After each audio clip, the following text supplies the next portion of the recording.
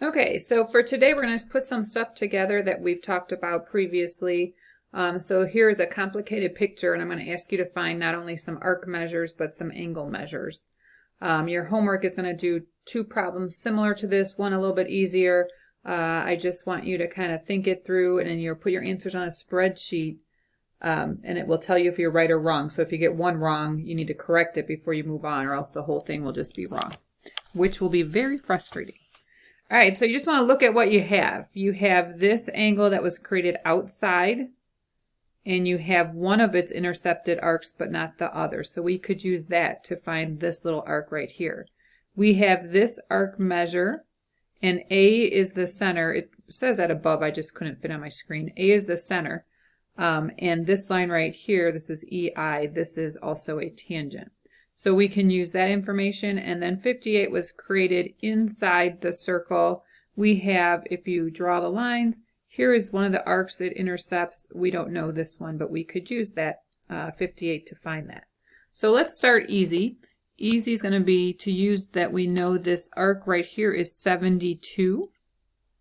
If that's the case, we know this angle here has to be 72 because it's a central angle, and central angles are the same as the arc they intercept. You want to use all of your skills in geometry that you've used so far. So these are a linear pair. One is a linear pair to this angle, and although I didn't ask you to find this angle, this might be handy to know. So we're going to write 108 there. All right, knowing that, by the way, that's going to be helpful because right here you actually have a triangle.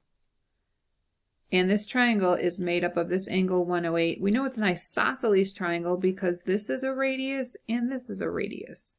And therefore, we can figure out angle 4 because if we've used 108 degrees, we have to split 72 between these two angles right here. So this has to be 36 degrees. This would also be 36 degrees, by the way. I'm not sure if we need that or not. Okay, the other thing I talked about yesterday, I did that one video that was pretty short and sweet saying, hey, if you have a radius and you have a tangent, if we extended this radius, I don't know if it will go, yep.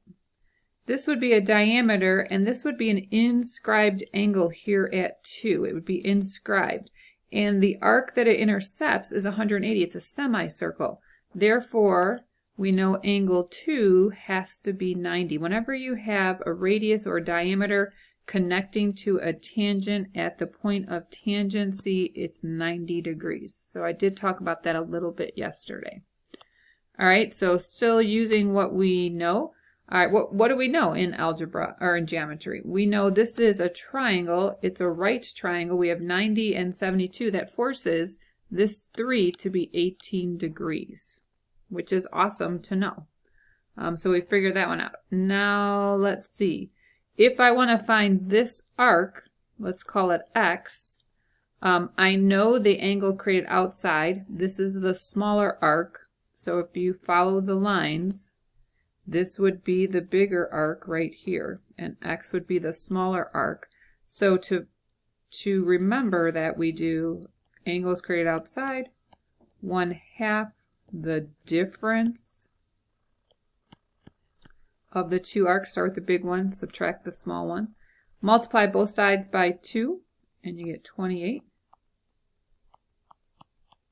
I think that's negative 33. And so X would be 33, right?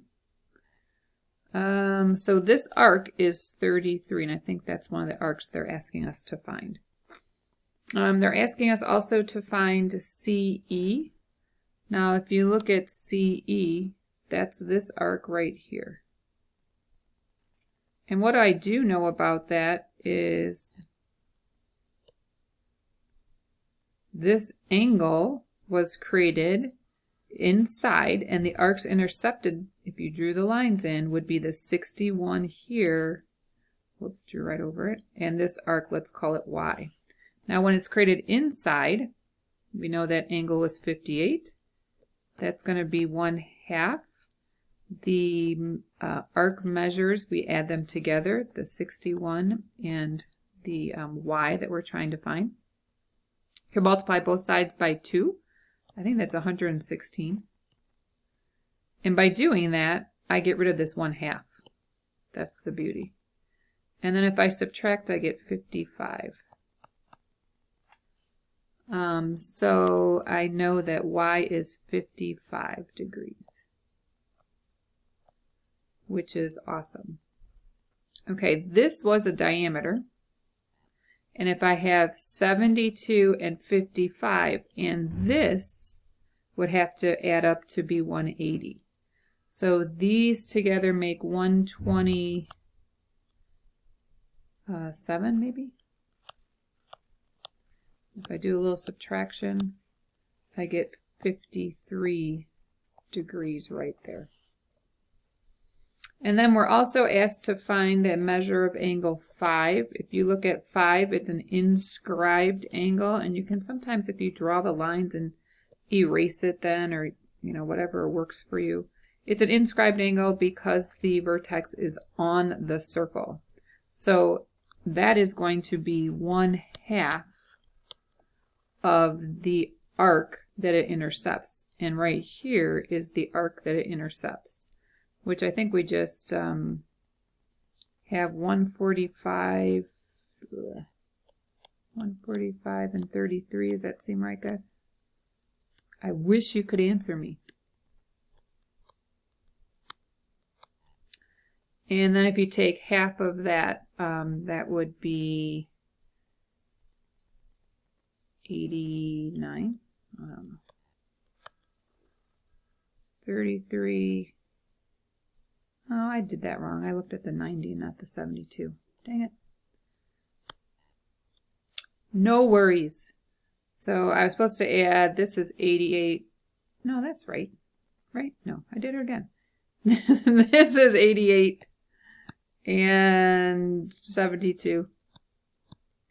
Yeah, there we go. Half of 160 is what I should have done.